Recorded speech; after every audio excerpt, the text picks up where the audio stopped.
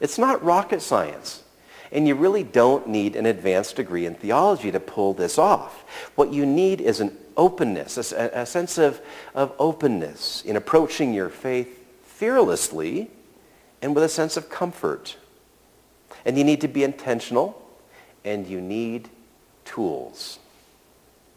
So please take a look at what we have available on the youth ed table out there. There's a little bit of a flyer in your bulletin this morning. And even if you have grandkids or you don't have kids of your own, but maybe you want to buy something for a godchild, it's a great place to do it. We even have a copy of Philip Newell's book, and we have copies of the HarperCollins Study Bible for you grown-ups, which is a great resource for parents and grandparents. And it takes a lot of commitment to show up for your kids, not just by developing spiritual practices at home, but by engaging them in worship and in Sunday school. And I know that this isn't always easy. Like you, I live in a world of competing demands. Soccer, homework, guitar lessons, debut theater. You know the drill. It's a matter of making choices and setting priorities. You know, last week somebody told me the story of a rabbi who asked the young parents in his congregation, how many of you want your kids to be professional soccer players when they grow up? None of the parents raised their hands. And how many of you want your kids to be good Jews when they grow up? And every hand went up.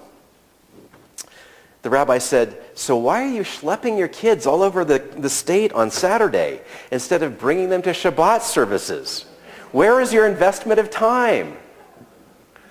We all have competing demands. But what do you really want for your kids as they mature? What do you really want for them? Great athletic ability or a spiritual life that's going to nurture their souls throughout the rest of their lives and perhaps beyond it? If you answered that their souls are more important, how are you putting that into practice?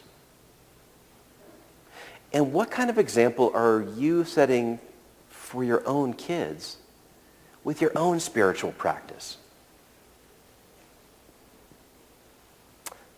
And I know that it can sometimes be a struggle convincing your teenager to come to church on Sunday morning. Have you ever noticed that there's a family here at Plymouth whose 30-something-year-old children are consistently present in worship, as well as three other, oh yeah, I can see blushing over there, as well as three other generations of their family?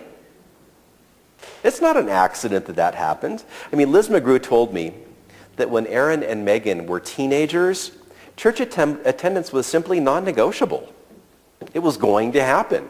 You can stay out till 3 o'clock on Saturday night, but you're coming to church tomorrow morning, so don't even enter the dialogue. And I thanked Cameron, my 16-year-old or 15-year-old son at the first service, for Liz's parenting lesson and his participation in that. The other thing I'd ask parents to think about is this. What do you think is the very best way to inoculate your children against finding their way into a cult or a fundamentalist sect in college? Try giving them a really thorough grounding in progressive Christianity and biblical literacy as children and teens so that they can build a solid version of what Christian spirituality can be. So when you hear that familiar story from Luke's gospel of Jesus healing on the Sabbath, what do you think about? Is the message that you take away that, well, there isn't really anything so special about the Sabbath observance anyway? Isn't Sunday just like any other day of the week? Well, that's one reading.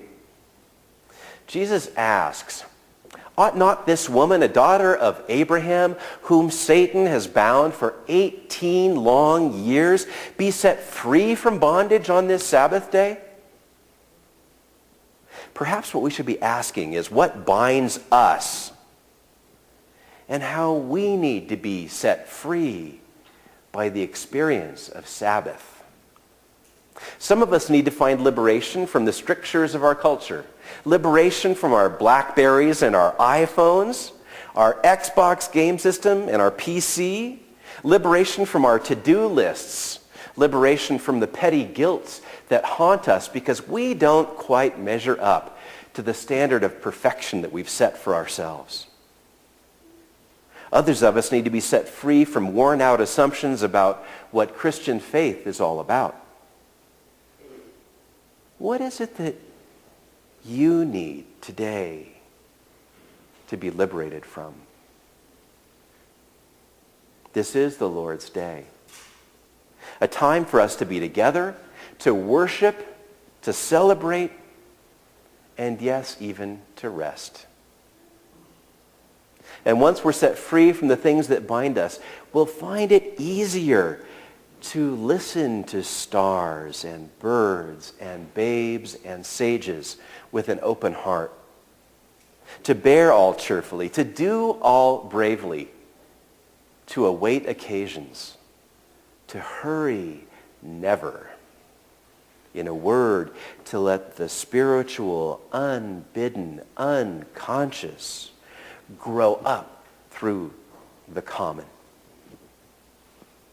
On this day when we observe Sabbath together, may you listen to the voices of babes and sages within this beloved community.